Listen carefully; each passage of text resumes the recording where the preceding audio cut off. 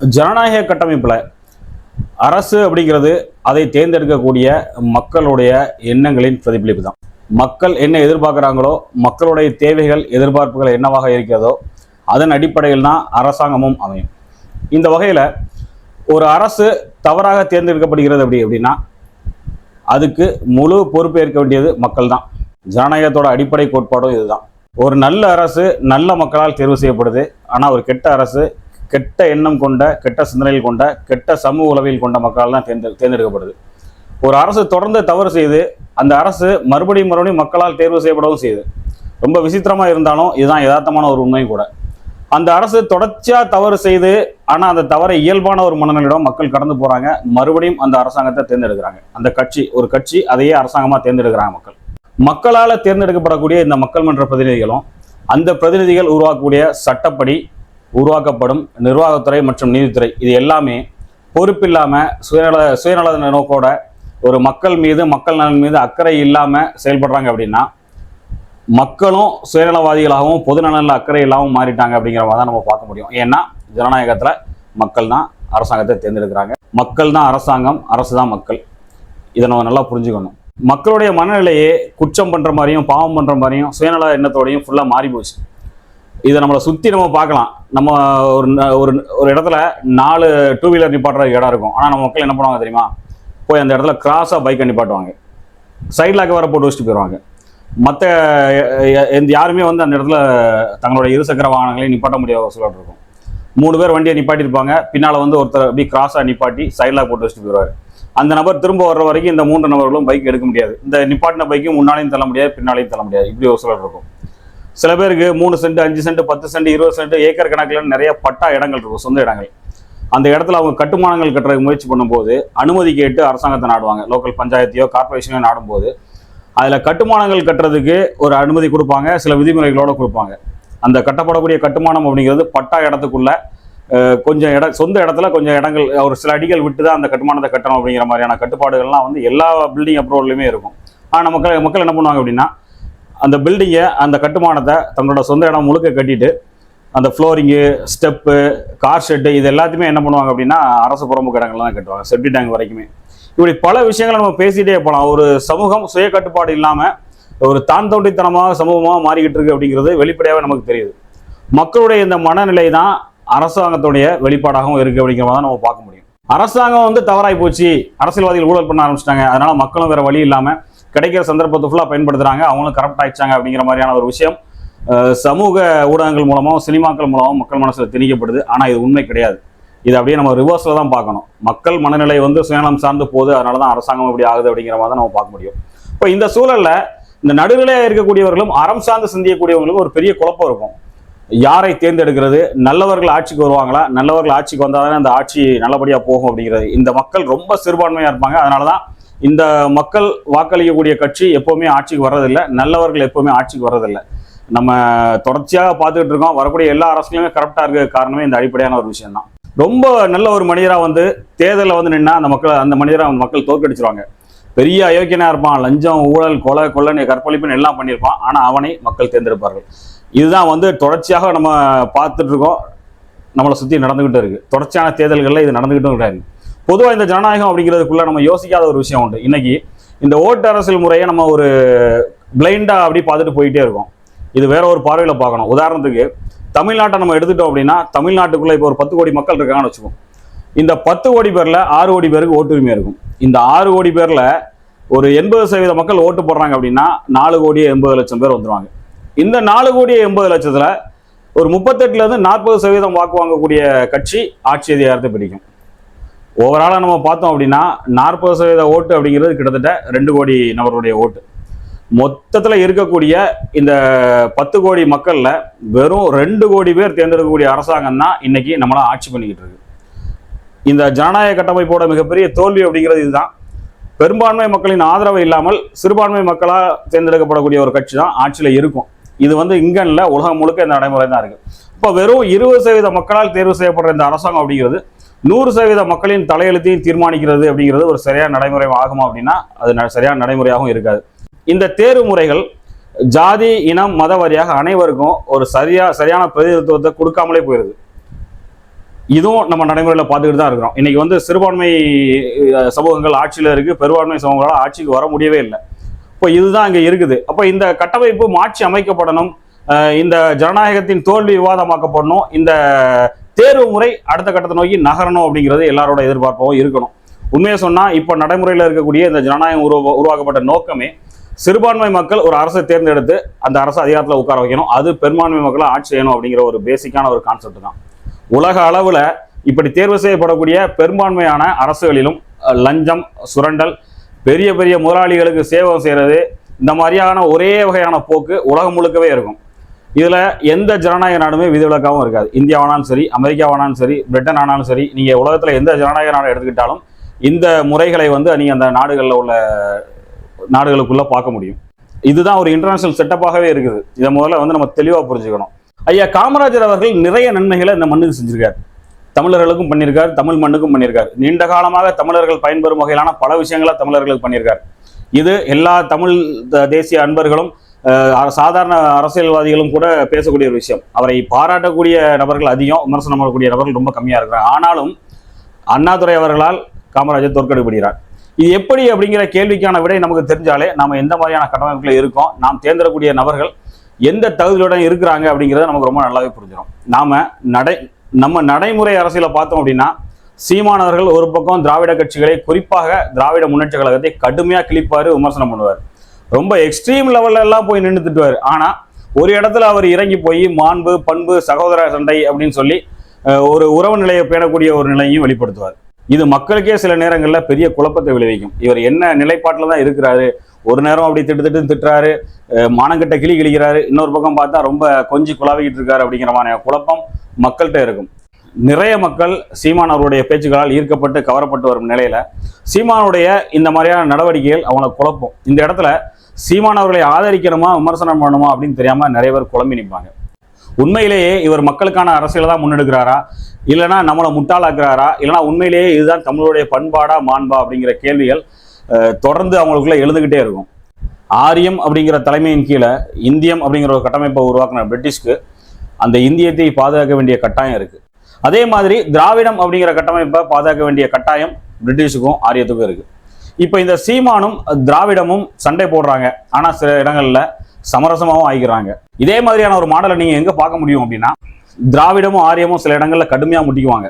இந்த ரெண்டு பேரும் கருத்தியல் ரீதியாக பல நூற்றாண்டு கால எதிரிகளாக அப்படி முட்டி மோதி சண்டை போடுவாங்க. ஆனா பார்த்தா ஒரு இடத்துல சமரசமாயிருவாங்க அவங்க. இந்த மாதிரி முரணான அரசியல் தமிழ்நாட்டில் மட்டும் இல்லை, இந்திய ஒன்றியம் முழுவதுமே இந்த மாதிரியான அரசியலை நீங்க பார்க்க முடியும். ஏன் உலக அரசியல்ல கூட இந்த முரண்பாடுகளை நீங்க பார்க்கலாம். இந்தியா பாகிஸ்தான் சண்டை, அதை தொடர்ந்து அமெரிக்கா தலையீடு, அடுத்தபடியா ட்ரம்ப் மோடி இடையிலான பேச்சுவார்த்தை போர். இதே மாதிரி இஸ்ரேல் ஈரான் சண்டை, அமெரிக்காவோட தலையீடு, அமெரிக்கா ஈரான் ரெண்டுக்கு இடையில ஒரு பெரிய வார்த்தை போர். இதெல்லாமே சில மாதங்களுக்கு முன்னால் நினைச்சு நம்ம பார்த்துட்டு இருந்தோம். இதை தந்திரம் அப்படின்னோ மாண்பு அப்படின்னோ பார்க்க முடியாது. இது உள்ள மிகப்பெரிய சதி அலைகள் இருக்கும். இதுதான் இந்த சர்வதேச கட்டமைப்பு. இயற்கையாகவே ஒரு மனிதன் இன்னொரு மனிதன் கூட எல்லா வகைகளிலும் ஒத்து போகவே மாட்டான். முரண்பாடுகள் மனித உறவுகளோட அடிப்படையான ஒரு இயல்பா இருக்கும். அப்படி இருக்கிறப்ப பல கோடிக்கணக்கான மக்களை ஒரு கட்டமைப்புகளை வச்சு அடைச்சி எந்த சிக்கலும் இல்லாம இந்த சிஸ்டம் இயங்கணும் அப்படின்னு சொன்னா அது சாத்தியம் இல்லாத ஒரு விஷயம். ஆனா அப்படி அடைச்சி வச்சுதான் ஜனநாயக கட்டமைப்பை உருவாக்கி தொடர்ந்து நகர்த்தி கொண்டு போயிட்டு இருக்காங்க. இங்கதான் பிரச்சனையே ஆரம்பிக்குது. குறிப்பா இதுல இருக்கக்கூடிய இந்த முரண்பாடுகள் இருக்குல்ல, இதை பெருசா பேசி இதை பத்தி சிந்திக்கக்கூடிய தன்மை நம்மகிட்ட வரவே செய்யாது. வரவிடாம பார்த்துக்கிறதுக்குன்னே ஒரு பெரிய கூட்டமே இருக்கும். ஆள வேண்டும் அப்படிங்கிற நோக்கத்துல அரசியல் கட்சிகள் ஒரு பக்கம் சில இலக்குகளை அஜெண்டாவை வச்சு அவங்க மக்கள்கிட்ட சில விஷயங்களை பேசிக்கிட்டு இருப்பாங்க. அதே நேரத்துல இந்த அரசியல் கட்சிகளுக்கு ஆதரவாக செயல்படக்கூடிய டிப்ளமேட்ஸ் அப்படின்னு தங்களை சொல்லிக்குவாங்க, ஆதரவாளர்களும் சொல்லிக்குவாங்க. இப்படி ஒரு கூட்டம் இருக்கும். இந்த கூட்டம் ரொம்ப வித்தியாசமா இருக்கும். இவங்க உருட்டுலாம் கேட்டா நாம கடைசி வர குழப்பத்திலேயே தான் சுத்திக்கிட்டு இருப்போம். ஒரு கூட்டம் இருக்கு, தமிழர்களுக்கு ஏற்கனவே கல்வி அறிவு இருந்துச்சு, தமிழர்கள் அறிவியலிலும் விஞ்ஞானத்திலும் மருத்துவத்திலும் மொழி சார்ந்த விஷயங்கள்லையும் ரொம்ப எக்ஸ்பர்ட்ஸா இருந்தாங்க, ரொம்ப அறிவார்ந்த ஒரு சமூகமாக தமிழ் சமூகம் இருந்துச்சு. இந்த ஆங்கிலேய கல்வி உள்ள அந்த மரபு ரீதியான கல்வி முறைகளை எல்லாம் தகர்த்து நம்ம மக்களை ஒரு அறிவார்ந்த நிலையிலிருந்து மாற்றி சிந்திக்கக்கூடிய, சுயமாக சிந்திக்கக்கூடிய, அறிவார்ந்து சிந்திக்கக்கூடிய தன்மை இல்லாத ஒரு கல்வி முறையை ஒரு சமூகமாக மாற்றிட்டாங்க.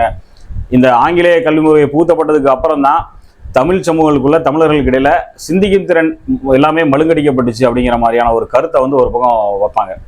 உண்மைதான். ஒரு வகையில் ஆங்கிலேய கல்வி முறை இங்கே வந்து தான் ஒரு வித்தியாசமான சமூக உளவியலை நமக்குள்ள உருவாகி இருக்கு. இங்கு இருந்த அந்த மரபு சார்ந்த சிந்தனை திறன், வாழ்வியல் முறை எல்லாத்தையுமே மாற்றி ஒரு பொருளாதாரத்தை நோக்கி ஓடக்கூடிய ஒரு சமூகமாக இந்த தமிழ் சமூகத்தை மாற்றினது அப்படிங்கிறது இந்த ஆங்கிலேய கல்வி முறை தான். அதில் எந்த மாற்று கருத்துமே இல்லை. அதே நேரத்தில் குடின்னு சொன்னவது ஐயா கருணாநிதி அவர்கள், படின்னு சொன்னவர் ஐயா காமராஜர் அவர்கள். இன்னைக்கு தமிழகம் முழுக்க ஒரு பரவலான கல்வி இருக்கு, பரந்துபட்ட கல்வி நிலை இருக்கு, கல்வியின் மூலமாக இந்த தமிழ் சமூகம் ரொம்ப முன்னேறி இருக்கு, அதுக்கு முக்கிய காரணமாக இருக்கக்கூடியவர் காமராஜர் அப்படின்னு சொல்லி ஒரு இடத்துல அவங்க பேசுவாங்க.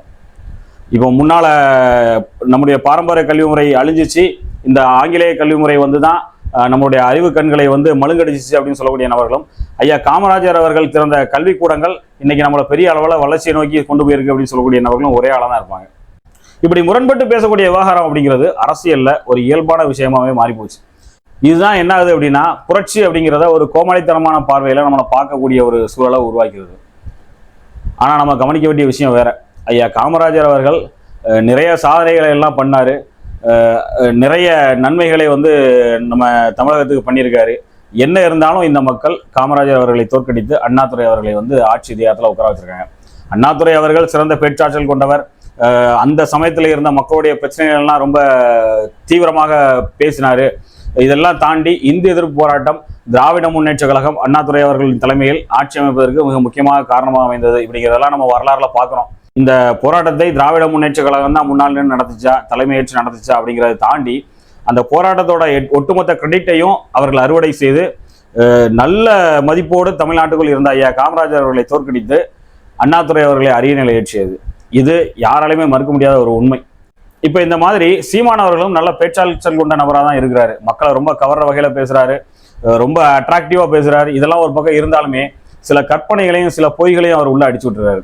அதனால என்ன ஆகி போகுது அப்படின்னா, அவருடைய பேச்சின் மீதான நம்பகத்தன்மை மக்கள்கிட்ட குறைஞ்சு போயிருது. இது ஒரு மைனஸ். இன்னொரு விஷயம் என்ன அப்படின்னா, மக்களுடைய பிரச்சனைகளை பேசுறாரு, ஆனா கடைசி வரைக்கும் அந்த களத்துல கூட நிக்க மாட்டேங்கிறாரு. வெற்றி பெறக்கூடிய களங்கள்ல போய் அந்த களங்களினுடைய வெற்றியை தன்னுடைய அரசியலுக்கான சாதகமான விஷயமாக அவர் மாற்றிக்கிறது கிடையாது.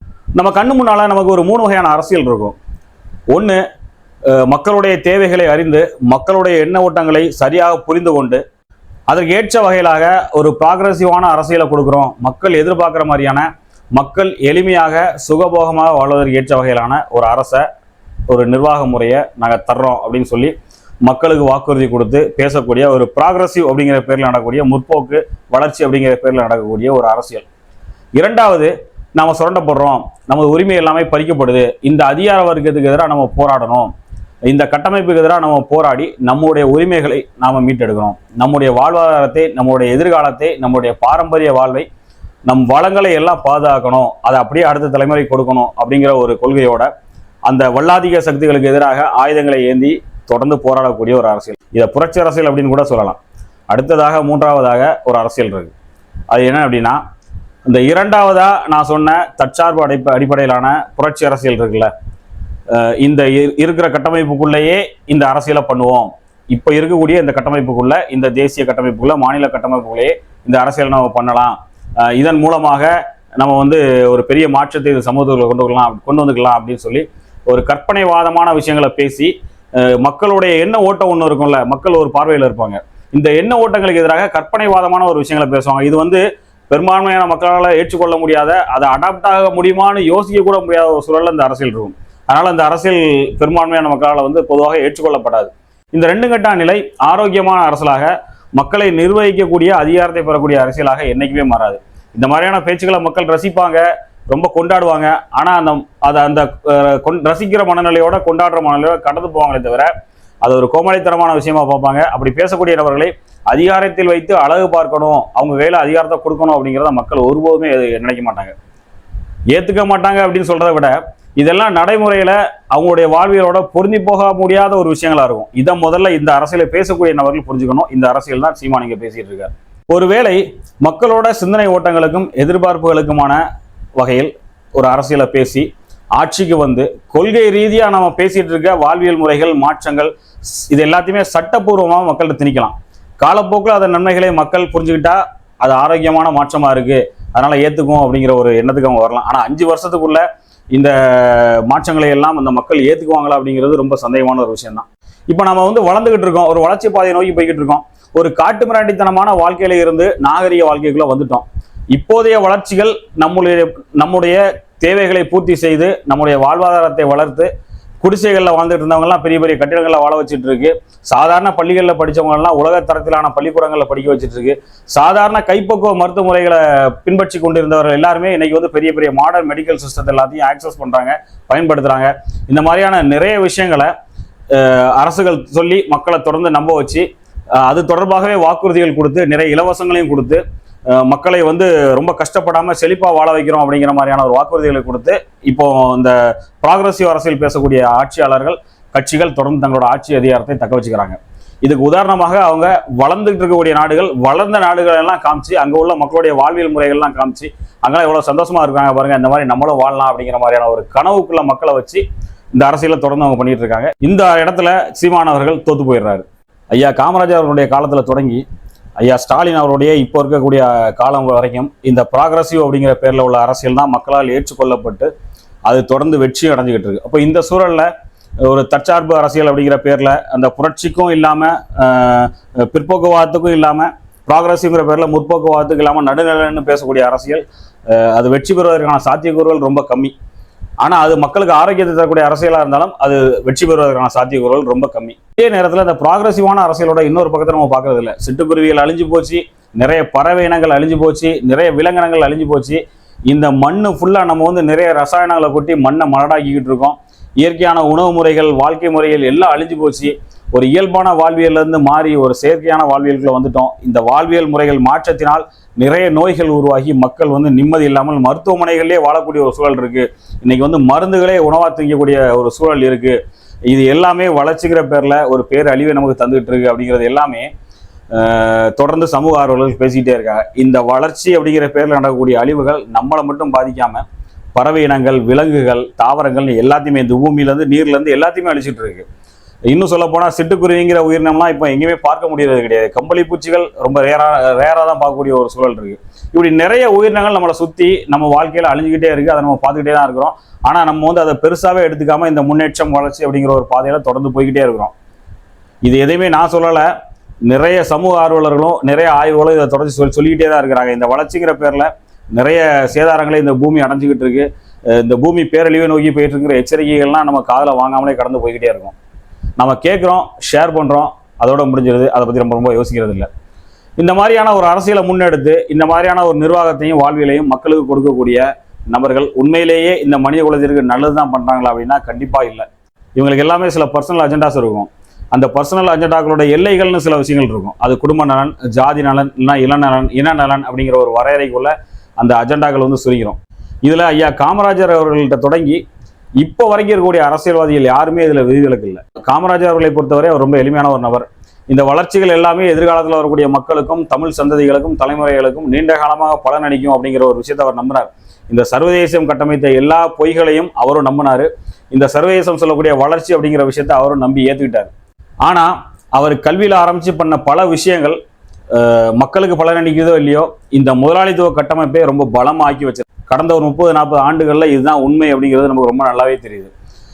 அப்போ வளர்ச்சிங்கிறது ஒரு மாயான விஷயமா தான் இருக்கு. ஒரு நீண்ட கால அளவில் பார்க்கும்போது நிறைய சிக்கல்கள் இந்த வளர்ச்சியின் அடிப்படையிலான அந்த அரசியலின் காரணமாக அடுத்த தலைமுறைக்கும் வருங்கால தலைமுறைக்கும் உருவாயிருக்கு.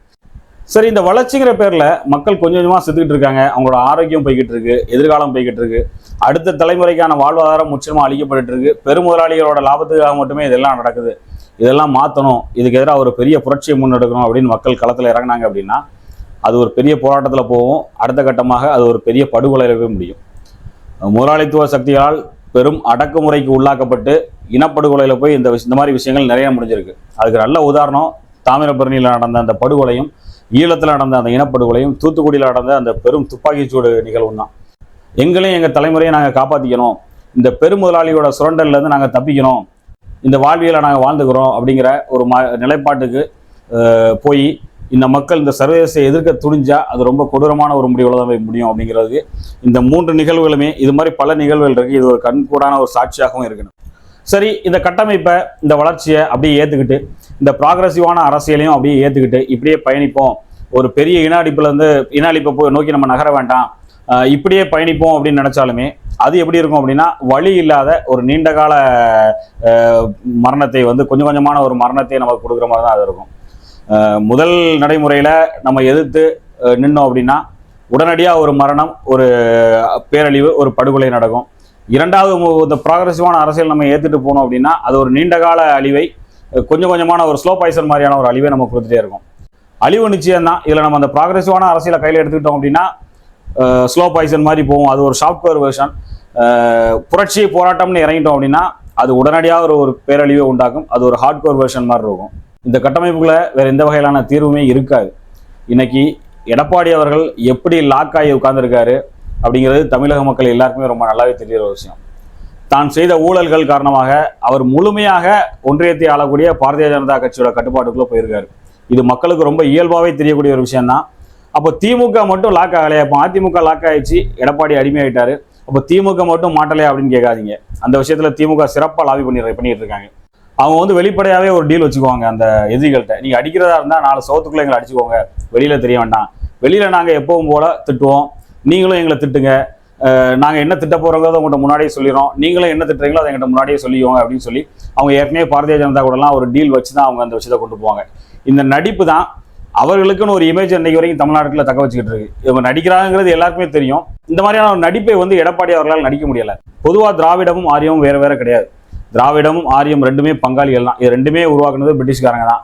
அதனால அவங்க ஒருத்தர் பொதுவில் அடிச்சுக்குவாங்க, திட்டுவாங்க, ஆனால் தனிமையில் சமரசமாக்குவாங்க. இதில் எல்லாருமே பொதுவில் நடிச்சுக்கிறாங்க, அவ்வளோதான்.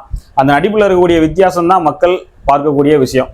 ஒவ்வொருத்தரையும் ஒவ்வொரு மாதிரியான கண்ணோட்டத்தில் பார்த்துக்கிறாங்க மக்கள். இதை தாண்டி இவங்க எல்லாருக்குள்ளேயுமே ஒரு நல்ல ஒரு நெருங்கிய பிணைப்பு ஒன்று இருக்கும். இவங்க எல்லாரோட நோக்கமே மக்களை ஏமாற்றணும், குழப்பணும், மக்களை அப்படியே அடிமையாகவே வச்சு பெருமுதலாளிகளை சுரண்டுறதுக்கு ஒரு சரியான வழியை உருவாக்கி கொடுக்கணும் அப்படிங்கிறத இவங்க எல்லாருக்குமே ஒரு அஜெண்டாவாக இருக்கும். ஒரு விஷயம் யோசிச்சிங்களா? இந்த பாரதிய ஜனதா கட்சி எப்படி அதிமுகவை முழுக்க தன்னோட கட்டுப்பாட்டுக்குள்ள வச்சிருக்கோ அதே மாதிரி திமுகவையும் முழு கட்டுப்பாட்டுக்குள்ள கொண்டு வர்றது அப்படிங்கிறது அவங்களுக்கு பெரிய விஷயமே இல்லை. ஏன், நாம் தமிழர் கட்சி, இன்னும் தமிழ்நாட்டில் இருக்கக்கூடிய சிறிய பெரிய அரசியல் கட்சிகள் இப்படி எல்லாத்தையுமே தங்களோட கட்டுப்பாட்டுக்குள்ள கொண்டு வர முடியும். பாஜக நினைச்சா இது அவங்களுக்கு ரொம்ப எளிமையான ஒரு விஷயம். இன்னைக்கு திமுக சொல்லிக்கிட்டு இருக்கு ஓரணியில் தமிழ்நாடு அப்படின்னு. பாரதிய ஜனதா கட்சி நினைச்சு அப்படின்னா ஓரணியில் இன்னைக்கு தமிழ்நாட்டை கொண்டு வந்து பாரதிய ஜனதா கட்சியோட தலைமை கீழே மற்ற எல்லா அரசியல் கட்சிகளையும் கீழே கூட்டணி கொண்டு வந்து சில தொகுதிகளை மட்டும் அவங்களுக்கு கொடுத்துட்டு இன்னைக்கு தமிழ்நாட்டில் ஆட்சி அமைப்பதற்கு கூட பாரதிய ஜனதா கட்சியால் முடியும். இந்த தமிழ்நாட்டில் நடந்துக்கூடிய இந்த அரசியலை பற்றி நல்லா தெரிஞ்சவங்களுக்கும் இந்த அரசியல் கட்சியில் உள்ளவங்களாம் என்ன மாதிரியான சிக்கலில் மாட்டிகிட்டு இருக்காங்க, இந்த கட்சியில் இருக்கக்கூடிய தலைவர்கள்லாம் என்ன மாதிரியான குற்றச்செயல்களில் மாட்டிகிட்டு இருக்காங்க, ஒருவேளை அப்படி குற்றச்செயல்களே மாட்டாட்டியுமே சில குற்றச்செயல்களில் மத்திய அரசால் சிக்க வைக்க முடியும் இப்படிங்கிற விஷயத்தெல்லாம் நல்லா தெரிஞ்சவங்களுக்கு இந்த விஷயம் ரொம்ப நல்லாவே தெரியும். பாரதிய ஜனதா கட்சி இந்த 2026 தேர்தலிலேயே நேரடியாக உள்ளே இறங்கி ஆட்சியை பிடிக்கிறதுக்கு அவங்க நினைச்சாங்கன்னா அவங்களால அது முடியும். ஆனால் அதை பண்ணாங்க அப்படின்னா மக்கள் முழிப்படைஞ்சிருவாங்க, கொந்தளிக்க ஆரம்பிச்சிருவாங்க. அந்த சூழ்நிலையை பயன்படுத்தி புதுசாக ஒருத்த களத்துக்குள்ளே வந்துட்டான் அப்படின்னா அவனுக்கு ஒரு பங்கு கொடுக்க வேண்டிய சூழ்நிலை வரும். அதனால இப்போ இருக்கிறவங்க அவங்களுக்குள்ள ஒரு அண்டர்ஸ்டாண்டிங்ல இருந்து இந்த விஷயத்த வந்து அவனை நகர்த்தி கொண்டு போறாங்க. அதனால அந்த ஒருத்தர் வெளியே ஆக்ரோஷமா திட்டிக்கிறது, பேசுறது, விமர்சனம் பண்றது இதெல்லாம் வச்சு அவங்க ரொம்ப வீரனா இருக்கிறாங்க, துணிச்சலா இருக்கிறாங்க, இவங்களதான் நம்ம அடுத்து தேர்ந்தெடுக்கணும் அப்படிங்கிற ஒரு முடிவுக்கெல்லாம் வந்தோம் அப்படின்னா நாம வந்து ஏமாற்றப்படுறோம் அப்படிங்கிற மாதிரி தான் நம்ம யோசிக்க முடியும். ஆங்கிலேய கல்வி முறை இங்க அறிமுகப்படுத்தப்பட்ட நோக்கமே இங்க அவருடைய அந்த கிழக்கிந்திய கம்பெனிக்கு நிறைய மேனேஜர்ஸ், கிளர்க்ஸ், அசிஸ்டண்ட் இந்த மாதிரி நிறைய பணியாளர்கள் தேவைப்பட்டாங்க. அதனாலதான் அவர்களுடைய கல்வி முறையை கொண்டு வந்து அவர்களுக்கு ஏற்ற மாதிரியாக நம்ம மக்களை உருவாக்கி நம்ம மக்கள்ல இருந்தே அவர்களுக்கு தேவையான பணியாளர்களை எடுத்துக்கொண்டார்கள். இது வந்து பெரும்பான்மையாக கம்யூனிசம் பேசக்கூடியவர்களோ இல்லைன்னா இங்கே இருந்து இந்த மண் சார்ந்த அரசியலை பேசக்கூடியவர்களோ பேசக்கூடிய ஒரு விஷயம்தான். ஆங்கிலேயர்கள் ஒரு இந்த மண்ணை வளர்க்கணும், இந்த மக்களை வளர்க்கணும், பெரிய ஆட்களை வளர்த்து ஒண்ணுங்கிற நோக்கத்துல இங்க வந்து அவங்க அந்த கல்வியை கொடுக்கல. அவங்க அந்த கல்வியை கொடுத்தது அவங்களோட தேவைக்கான ஆட்களை உருவாக்கி கொள்வதற்கு, பணி ஆட்களை உருவாக்கி கொள்வதற்கு. இது வந்து நம்ம ஜெனரலா யோசிச்சாலுமே நமக்கு தெரியும். அந்த கல்வியை எப்படி அவங்க கொடுத்தாங்களோ அதே மாதிரி தான் இந்த ஆட்சி அதிகாரத்தையும் மாநில அளவிலையும் ஒன்றிய அளவிலையும் சில கட்சிகள்கிட்ட அவங்க ஒப்படைக்கிறாங்க. காலப்போக்கில் அந்த கட்சி அழியும் போது புதிதான ஒரு கட்சியை தேர்ந்தெடுக்கிறதும் அவங்க கையில தான் இருக்கு. இன்னைக்கு சீமானவர்கள் ஒரு பெரிய அரசியல்வாதியாக உருவாகணும் அப்படின்னா அதை மக்கள் முடிவெடுத்தா மட்டும் போதாது. இந்த பன்னாட்டு அரசியல் கட்டமைப்பு இருக்குல்ல, இந்த வல்லாதிக கட்டமைப்பு, இந்த கட்டமைப்பு முடிவு போகணும். இந்த கட்டமைப்பு முடிவு போனால் தான் சீமானவர்கள் பெரிய ஒரு அரசியல் தலைவராக, ஆட்சி அதிகாரத்தை கைப்பற்றக்கூடிய ஒரு நபராக வர முடியும். சரி, இவ்வளோ விஷயங்கள் சொல்றோம், அப்போ இந்த கட்டமைப்புகளை நம்மளால எதுவுமே பண்ண முடியாதா அப்படின்னு நம்ம யோசிச்சோம்னா முடியும். இந்த வல்லாதிகங்கள் இந்த சர்வதேசியத்தை, இந்த ஒட்டுமொத்த உலகத்தையும் தங்களோட கட்டமைப்புகளை வச்சுக்கிறதுக்கு ஒரே ஒரு விஷயத்தை தான் அவங்க கையில் எடுத்திருக்காங்க. அது மக்களுடைய சமூக உளவியல். இந்த சமூக உளவியலை அவர்கள் திட்டமிட்டு கல்வித்துறையின் வாயிலாகவும் சினிமாக்கள் மூலமாகவும் தொடர்ந்து அவங்க ஒரு கட்டமைப்பை கொண்டு போய்கிட்டே இருக்காங்க. இந்த உளவியலை, சமூக உளவியலை அவங்க தான் தீர்மானிக்கிறாங்க. யார் என்ன மாதிரி சிந்திக்கணும், என்ன மாதிரி சாப்பிடணும், என்ன மாதிரி கன்சியூம் பண்ணணும், இது எல்லாத்தையுமே அவங்க தீர்மானிக்கிறாங்க. இந்த சமூக உளவியலை தீர்மானிக்கும் வகையிலான சட்டங்களை எல்லாமே காலத்திற்கு ஏற்ப இந்த சட்டத்துறை உருவாக்கும். அந்த பன்னாட்டு முதலாளியால் அதிகாரத்தில் உட்கார வைக்கப்பட்ட அந்த நபர்கள் உருவாக்குவாங்க. மக்களால் கிடையாது, பன்னாட்டு முதலாளிகளால். அவர்கள் உருவாக்கக்கூடிய சட்டங்களை எல்லாம் நடைமுறைப்படுத்துவதற்கு நிர்வாகத்துறை இருக்கும், அதை கட்டுப்படுத்துவதற்கு நீதித்துறை இருக்கும். வல்லாதிகங்கள் 100-200 வருஷங்களுக்கு முன்னாலே திட்டம் போட்டு இந்த கொள்கைகளை எல்லாமே வகுத்து அதை செயல்படுத்தி இந்த கட்டமைப்பை உருவாக்கியிருக்காங்க. இனி அவங்க அதை தான் தொடர்ந்து கொண்டு போவாங்க. அது இப்போ சொல்ல போனால் தன்னால் ஒரு இயக்கத்தில் அது போய்கிட்டு இருக்கு. எப்படி சமூக உளவியலை பயன்படுத்தி இந்த வல்லாதிக்கங்கள் நம்மளை கண்ட்ரோல் பண்ணுறாங்களோ, நம்மளை கட்டமைக்கிறாங்களோ, அதை அப்படியே ரிவர்ஸில் பண்ணாதான் இந்த வல்லாதிக்கங்களுக்கு எதிரான ஒரு அரசியலை எந்த இழப்பும் இல்லாமல் நம்ம கொண்டு போக முடியும். அது உடனே நடக்கக்கூடிய ஒரு விஷயம் இல்லை. இது ஒரு நீண்டகால செயல் திட்டத்தின் வகையில் தான் இதை உருவாக்க முடியும். அந்த மாதிரியான டிப்ளமேட்ஸ் யாருமே இங்கே இல்லை, தந்திரமாக செயல்படக்கூடிய அரசியல் செய்யக்கூடிய நபர்கள் யாருமே இங்கே இல்லை அப்படின்னாலும் குறைந்தபட்சமாக நிறைய தடுமாற்றங்களுக்கு இடையில சீமானவர்கள் முன்வைக்கக்கூடிய சின்ன சின்ன விஷயங்கள், அந்த நடுக்கடலில் தத்தளிச்சிட்டு இருப்போம்ல, ஒன்றுமே இல்லாமல் அந்த சூழலில் கையில் கிடைக்கக்கூடிய ஒரு மரப்பலகை மாதிரியான ஒரு விஷயமா இப்போ நம்மளுடைய அரசியலில் இருக்குது. இது ஒன்று தான் இருக்குது, வேறு எதுவுமே இல்லை. மற்ற எல்லாமே அந்த வல்லாதிக்க கட்டமைப்புக்குள்ளே இருந்து அந்த வல்லாதிக்க கட்டமைப்புகளால் செறித்து துப்பப்பட்ட ஒரு அரசியலாக தான் இருக்குது. இப்போ அதுக்கு மாற்றாக ஒரு சின்ன விஷயத்த முன் வச்சு இந்த அரசியல் அவர் பேசிட்டு இருக்காரு சீமான். அவர் பேசக்கூடிய அரசியல் இந்த நடைமுறையில் இருக்கக்கூடிய அந்த ப்ராக்ரஸிவ் பாலிடிக்ஸ் இருக்குல்ல, இதுல கொஞ்சம் மாறுபட்டு இருக்கு. அது ஒன்று தான் நம்ம பாசிட்டிவாக பார்க்க முடியும். இந்த அரசியல் இன்னும் கூர்தீட்டப்பட்டால் அது கண்டிப்பாக ஒரு நல்ல மாற்றத்துணை நகரும். நிறைய தடுமாற்றங்களும் தவறுகளும் தான் தோன்றித்தனமான பேச்சுகளும் சீமான் அவர்கள்ட்ட இருந்தாலும் தம்பிகள்கிட்டையும் கூட கொஞ்சம் அதிகமாகவே இருக்குது. இருந்தாலும் நமக்கு ஒரு ஆப்ஷனே கிடையாது இப்போ. சரி, இந்த வகையில் புதுசாக களத்துக்கு வந்திருக்கக்கூடிய விஜய் அவர்கள் இந்த மாதிரியான ஒரு மாற்று அரசியல் தான் பேசுகிறாரு. அவரை பற்றியே நீங்கள் பேச மாட்டேங்கிறீங்க அப்படின்னு நீங்கள் கேட்கலாம். ஒரு சின்ன கம்பேரிசனாக நான் பார்க்குறேன். சீமான் அவர்கள் தொடர்ச்சியாக எடுத்த திரைப்படங்கள் இருக்குல்ல தமிழ் துறையில், இந்த திரைப்படங்கள் இந்த சமூகத்துக்கு சொல்ல வர விஷயம் என்ன, இந்த சமூக உளவியலில் அந்த திரைப்படங்கள் ஏற்படுத்த நினைக்கக்கூடிய தாக்கங்கள் என்ன அப்படிங்கிறத பாருங்கள். இன்னொரு பக்கத்தில் நடிகர் விஜய் அவர்கள் தொடர்ச்சியாக எடுத்த திரைப்படங்கள், நடித்த திரைப்படங்கள், அந்த திரைப்படங்கள் மூலமாக அவர் இந்த சமூகத்துக்கு கொண்டு வந்த சொல்ல நினைச்ச கருத்து என்ன அப்படிங்கிறத பார்க்கணும். இப்போ இந்த ரெண்டையும் கம்பேர் பண்ணும்போது நமக்கு பெட்டர் சாய்ஸாக இருக்கிறது சீமான் அவர்கள் தான் இருப்பார். அவர் இப்போ ஒரு குட்டிக்கரன் அடிக்கிறாரு, பல்ட்டி அடிக்கிறாரு, பொய்லாம் நிறைய பேசுகிறாரு, நிறைய கதைகள் அடிச்சு விடுறாரு. இதெல்லாம் என்ன நோக்கத்தில் அவர் பேசுகிறாரு? தன்னுடைய இருப்பை தக்க வச்சுக்கிறதுக்கு தானா, தன்னை பாதுகாத்துக்கிறதுக்கு தானா அப்படிங்கிற ஒரு சந்தேகத்தின் அடிப்படையெல்லாம் சீமானுக்கான ஆதரவு நம்ம கொடுக்கணும் அப்படிங்கிற ஒரு விஷயத்த நான் இங்கே சொல்கிறேன். ஆனால் ஒரு யதார்த்தம், இந்த தேர்தலையும் திமுக தான் ஜெயிக்க வாய்ப்பு இருக்குது. குறைஞ்சபட்சம் தனிப்பெரும்பான்மை இல்லாமல் அந்த கட்சி ஆட்சி அமைக்கிறது தமிழ்நாட்டுக்கு கொஞ்சம் நல்லதாக இருக்கும். 2வது இடத்துக்கு விஜய் அவர்கள் வர்றதுக்கு தான் வாய்ப்பு அதிகமாக இருக்குது. ஏன்னா இந்த ரசிகர்களும் இப்போ இருக்கக்கூடிய இந்த 2K கிட்ஸ் மட்டும் இல்லாமல் இந்த 40-50 வயது வரைக்கும் இருக்கக்கூடிய பெண்களுடைய ஆதரவு நிறைய விஜய் அவர்களுக்கு இருக்குது. அதனால் 2வது இடத்துல அவர் வர்றதுக்கான வாய்ப்புகள் தான் இருக்குது. தெரியாத பேயை விட தெரிஞ்ச பிசாசு மேல் அப்படிங்கிற வகையில் திராவிடத்தை ஆதரிக்கலாம் அப்படிங்கிற மாதிரி யோசித்தாலும் திராவிடம் இந்த அரசியலில் நல்லா பலந்துன்னு கொட்ட போட்டுச்சு. பல ஆண்டு அனுபவம், பல தசாப்தங்களாக அனுபவம் திராவிடத்துக்கு இருக்குது. அப்போ இந்த சர்வதேச கட்டமைப்புக்குள்ள பன்னாட்டு முதலாளிகளுக்கு ஏற்ற வகையிலான சுரண்ட அரசியலை இந்த மண்ணுக்குள்ளே எப்படி பண்ணணும் அப்படிங்கிற அனுபவம் திராவிடத்துக்கு ரொம்ப அதிகமாகவே இருக்குது. அதனால் மீண்டும் திராவிடம் தனிப்பெரும்பான்மையோடு இங்கே ஆட்சிக்கு வரும்போது அந்த சுரண்டல் இப்போ என்ன வீரியத்தில் நடந்துட்டு இருக்கோ அதே வேகத்தில் அதே வீரியத்தில் தொடர்ந்து நடக்கும். குறைந்தபட்சம் ஒரு மாற்று அரசியல் உருவாகுது, இந்த தேர்தலையோ இல்லை அடுத்த தேர்தலையோ அதுக்கு அடுத்த தேர்தலையோ வேற ஒரு கட்சி ஆட்சிக்கு வருது, அது சீமானவர்களானாலும் சரி விஜய் அவர்களானாலும் சரி, அவங்க ஆட்சிக்கு வந்தாங்க அப்படின்னா இந்த சுரண்டலுடைய வேகத்தில் ஒரு சின்ன தடை வரும், ஒரு தேக்க நிலை வரும். அந்த தேக்க நிலை கூட ஒரு 10 ஆண்டுகள் நம்ம இந்த மண்ணுக்கான அரசியலை, இந்த சுரண்டலுக்கு எதிரான இந்த சர்வதேச வல்லாதிகளுக்கு எதிரான அரசியலை கூர்த்திட்டுவதற்கு பயன்படுத்தக்கூடிய ஒரு காலகட்டமாக இருக்கலாம். அதனால் இந்த வரக்கூடிய இந்த 2026 தேர்தல் அப்படிங்கிறது தமிழர்களுக்கு ஒரு முக்கியமான டேர்னிங் பாயிண்டாக இருக்கக்கூடிய ஒரு அரசியல் தான். இந்த அரசியல் திராவிட கட்சிகளுடைய பலத்தை கொஞ்சமாவது குறைக்கிற மாதிரியா இருக்கணும். அப்படி குறைக்கிற மாதிரியான சூழல்ல அமையலை அப்படின்னா ஒரு மாற்று அரசியல் நம்ம இனி தமிழ்நாட்டுக்குள்ள எதிர்பார்க்கவே முடியாது. ஏன்னா திமுக ஸ்டாலின் அவர்களுக்கு அடுத்தபடியான ஒரு தலைமுறையை தயார் பண்ணிட்டாங்க. அவர் இன்னும் நல்ல உடல் ஆரோக்கியத்திட்ட இருக்காரு, இளம் வயதுக்காரரு உதயநிதி அவர்கள். இன்னும் 30-40 ஆண்டுகள் இந்த மண்ணில் அவர் ஆட்சியை கொடுப்பதற்கான ஒரு உடல் வலு, பண வலிமை, செல்வாக்கு எல்லாமே அவர்கிட்ட இருக்கு. மீண்டும் இந்த திராவிட கட்சிகளோட ஆதிக்கத்துக்கு கீழே, ஒரு பலமான ஆதிக்கத்துக்கு கீழே இந்த தமிழ்நாடு உள்ள போச்சு அப்படின்னா தமிழ்நாடு இப்போ இந்த 10 ஆண்டுகளுக்குள்ளேயே நிறைய மலைகள் வெட்டி எடுக்கப்பட்டாச்சு. மலைகள்லாம் வந்து வெட்டி எடுக்கப்படுறது அப்படிங்கிறது ஒரு சாதாரண விஷயம் கிடையாது. நிறைய வளங்கள் அழிக்கப்பட்டாச்சு. இன்னைக்கு எந்த ஆற்றுலையும் மணல் கிடையாது. தாமிரபரணி ஆற்றுலலாம் சுத்தமாக மணல் கிடையாது. இந்த இயற்கை வள சீரழிவுகள் நம்ம பார்த்துட்டு இருக்கோம். இது அரசாங்கம் மட்டும்தான் பண்ணுது அப்படின்னா கிடையாது. இந்த மலைகள் வெட்டப்படுறது, மணல்கள் அள்ளப்படுறது, இன்னும் இந்த இயற்கை வளங்கள் சுரண்டப்படுறது எல்லாத்தையுமே யார் கன்சியூம் பண்ணுறாங்கன்னா பெரும்பான்மையாக நம்மளும் கன்சியூம் பண்ணுறோம். நம்ம தேவைகள்ன்ற ஒரு விஷயத்தை நோக்கி பின்னால் ஓட ஆரம்பிச்சிட்டோம். அதுக்காக வந்து நம்ம இயற்கையை பலி கொடுக்க ஆரம்பிச்சிட்டோம். குறைந்தபட்சம் இதை கட்டுப்படுத்தி ஒரு எதிர்காலத்துக்கு பாதுகாப்பு கொடுக்கக்கூடிய வகையிலான ஒரு அரசியலை, ஒரு அரசை இந்த மண்ணில் நிறுவுவதற்கான ஒரு முன்னெடுப்புகள் நிகழ்த்தப்படணும். நமக்கு முந்தைய தலைமுறையெல்லாம் நமக்கு அடுத்து வரக்கூடிய தலைமுறை ஆரோக்கியமாக இருக்கணும், நல்லபடியாக வாழணும் அப்படின்னு ஆசைப்பட்டாங்க. அப்படி எந்த விதமான ஆசையுமே இப்போ உள்ள தலைமுறைகள்கிட்ட இல்லை. நம்ம வாழ்ந்துட்டு இருக்கக்கூடிய அந்த தலைமுறைகிட்ட அப்படி எந்த விதமான எண்ணமும் இல்லை. நமக்கு அடுத்து வரக்கூடிய 2K கிட்ஸ்லாம் இதோட ரொம்ப அதிகம். நம்மளாவது நம்மளுடைய தாய் தகப்பனுக்கு கொஞ்சம் மரியாதை கொடுத்தோம். அந்த 2K கிட்ஸ் அதை கூட கொடுப்பாங்களா என்ன அப்படிங்கிறது பெரிய சந்தேகமான ஒரு இடத்த தான் நிற்குது. அவர்களுக்கு கொஞ்சம் கூட பொறுப்பு இல்லாத ஒரு நிலையிலையும் அவங்க இருக்கிறாங்க. அது அவர்களை குறை சொல்ல முடியாது. இந்த சமூக உளவியல் அப்படி கட்டமைக்கப்பட்டிருக்கு. 80s 90s உள்ளவங்களுடைய சமூக உளவியல் எப்படி இருக்கணும், 2Ks உள்ளவங்களுடைய சமூக உளவியல் எப்படி இருக்கணும், 21st வரக்கூடியவங்களோட சமூக உளவியல் எப்படி இருக்கணும், இப்படி எல்லாத்தையுமே கட்டமைத்து திட்டமிட்டு அவங்க தீர்மானித்து கொண்டு போயிட்டு இருக்காங்க. இது சர்வதேச சரியாக தான் இருக்குது.